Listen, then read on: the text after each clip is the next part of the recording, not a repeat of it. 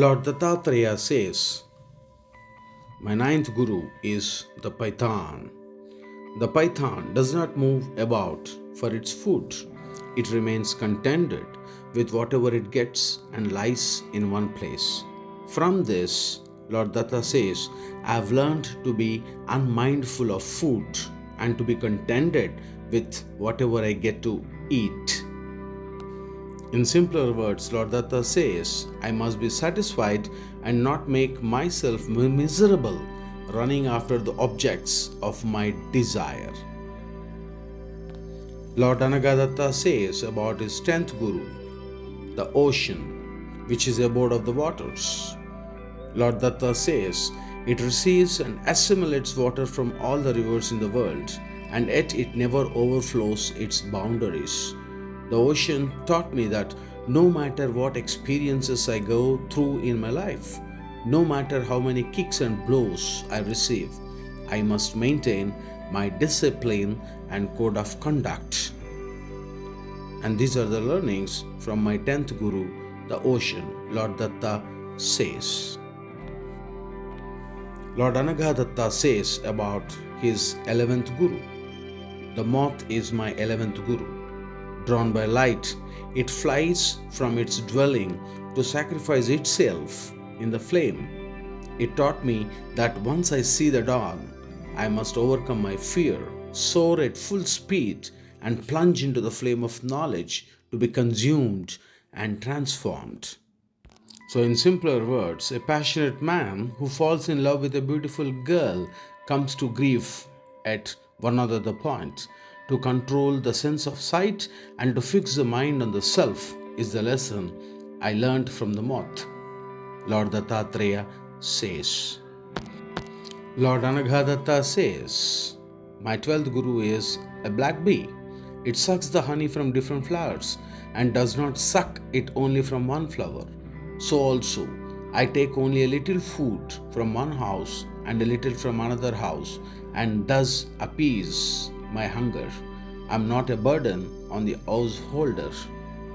Elaborating it further about the 12th Guru of the learnings from Lord Dattatreya, His Holiness, he says that who takes only the teeniest drops of nectar from the flowers, and before accepting even that much, it hums and hovers and dances, creating an atmosphere of joy around the blossom. It not only sings the song of cheerfulness, it also gives more to the flowers than it takes. It pollinates the plants and helps them prosper by flying from one to another.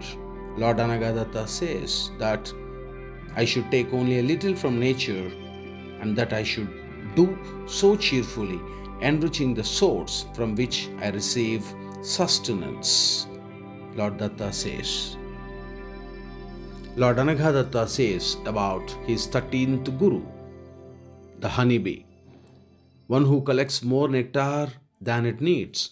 It gathers nectar from different sources, swallows it, transforms into honey, and brings it to the hive. It consumes only a bit of what it gathers and shares the rest with others. Thus, I should gather wisdom from the teachers of all disciplines and process the knowledge that I gain. Lord Datta further says, I must apply the knowledge that is conducive to my own growth, but I must be ready to share everything I know with others. Lord Anagha Datta says. Lord Anagha Datta, His Holiness, says about the 14th Guru, O wise seeker, an elephant. So he says, once I saw a wild elephant being trapped. A tame female elephant in season was the bait. Sensing her presence, the wild male emerged from its domain and fell into a pit that had been cleverly concealed with branches and heaps of leaves. Once caught, the wild elephant was tamed to be used by others. This elephant is my 14th Guru because he taught me to be careful with my passions and desires. Worldly charms arouse our sensory impulses, and while chasing after the sense cravings, the mind gets trapped and enslaved. Even though it is powerful, Lord Anagha says. His Holiness Lord Anagha says about his 15th Guru, the deer. The deer, with its keen sense of hearing, it listens intently and is wary of all noises, but it is lured to its doom by the melody of the deer hunter's flute. Like the deer, we keep our ears alert for every bit of news, rumor, and gossips, and are always skeptical about much what or that we hear from.